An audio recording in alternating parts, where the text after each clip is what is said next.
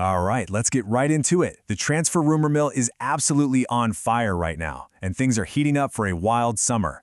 We're going to cut through all the noise and get you caught up on the biggest stories you need to know for the Premier League in 2026.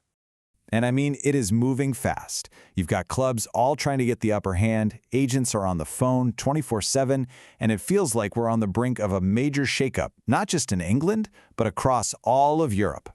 But with all this chatter, what's real and what's just noise? Well, that's what we're here for. We've done the digging to bring you the storylines and the big-name players that are really going to shape what happens next season.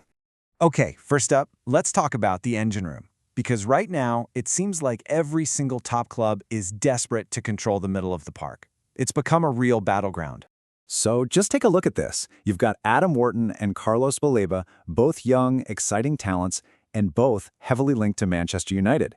Then there's Elliot Anderson. Everybody wants a piece of him. Arsenal, City, Chelsea, United. And then the big one, Aurelien Tchouameni from Real Madrid. See a pattern here? Yep, Manchester United's name is everywhere. It's pretty clear they're trying to fix their midfield problems, but wow, they are going to have a fight on their hands. So what's driving a guy like Adam Wharton? Simple. Ambition. He wants to be playing in the Champions League. It's not just about the money. For a 22-year-old England international, it's about getting on that biggest stage and proving yourself. That's the dream. Remember this number, £100 million. That's what Brighton wanted for Carlos Baleba last summer. It was a no-way price tag for pretty much everyone. Well, guess what? Reports are saying that stance has completely changed. That massive wall has come down, which could mean Manchester United might actually be able to snag him for a much more reasonable price. Okay, so from the guys who build the play, let's move up the pitch to the ones who finish it. The market for forwards and wingers is just as crazy, and some huge European names might be packing their bags. And this is where you can see the different strategies of play, which is kind of fascinating. You've got PSG basically hanging up the phone on Liverpool and Arsenal for Kvaratskhelia. He's not going anywhere. But then on the flip side, you have Barcelona literally offering Ferran Torres to Manchester United, trying to make a deal happen. And then there's Juventus, looking at both ends of the spectrum, chasing a legend in Robert Lewandowski while also battling for a young talent like Mason Greenwood. Now, that whole Lewandowski rumor hinges on this key idea, the free transfer. Basically, if his contract runs out, a club like Juventus could sign one of the greatest goal scorers we've ever seen without paying a dime in transfer fees. For a club's finances, that is an absolute game changer. So let's connect the dots right. Barcelona is trying to sell Ferran Torres, and Robert Lewandowski might be walking away for free. When you see two of your biggest attackers heading for the exit at the same time, it screams one thing. A massive strategic clear-out is happening. They're probably trying to free up a ton of cash and wages for a total rebuild up front.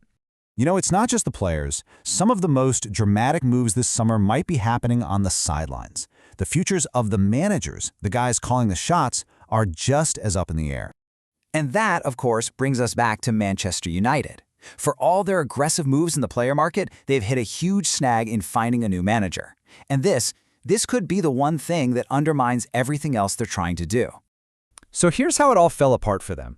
United had Luis Enrique as one of their top targets, right? A guy with a clear philosophy. But his current club, PSG, moved fast to keep him, and now it looks like Enrique is going to reject United and sign a new deal in Paris. So, just like that, United is back to square one. And that kind of uncertainty can really scare off top players. And this right here really shows you the two extremes. On one side, you have Tottenham, who are in a total crisis, staring down relegation and thinking about a rescue manager like Sean Dyche. On the other side, you've got Everton, who are getting ready to give David Moyes a new contract because he took them from that same kind of struggle and turned them into a European contender. It's a perfect example of how a manager can completely change a club's destiny. So, we've talked midfielders, forwards, managers, the all shebang. But what's the big picture here? What can we take away from all this gossip and all these rumors? Let's zoom out for a second. Okay, so first it's obvious. The midfield is where everyone is trying to win the war. Second, Manchester United is spending big, or trying to, but not having a manager lockdown is a huge problem. Third, you're seeing giants like Barcelona reshuffling their entire attack, probably because of money. And finally, the manager is everything. Like we saw with Spurs and Everton, having the right person in charge can literally be the difference between failure and success. So I'm going to leave you with this question to chew on. Out of all these moves we've talked about, which one could be the transfer that truly changes everything for a team? Is it a midfield maestro like Tchouaméni, a goal machine like Lewandowski, or is the most important signing not a player at all, but the person who ends up in that manager's office? We're going to find out soon. Thanks for tuning in.